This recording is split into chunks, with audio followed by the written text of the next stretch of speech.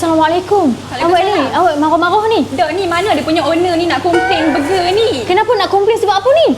Tengoklah, awak yang sedap sangat ni burger apa? Allahu Akbar, saya ni kan nak luruh jantung ni lah.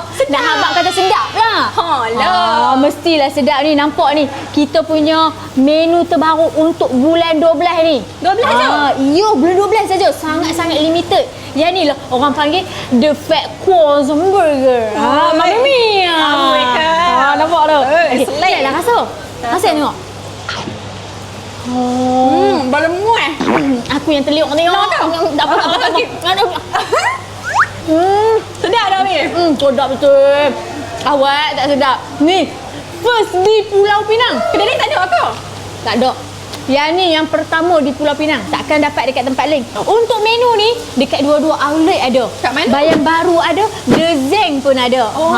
Selalunya dekat The Zeng tak ada seasonal menu. Tapi kali ni kami bagi sekali. Lepas ni boleh pergi sana pula lah. Yes, of course. Okay, so puas hati ya, puas hati Weh, ya. sedap weh. Alhamdulillah. Jom, saya teman makan. No. Makan kali. Makan sekali. Jom, let's go.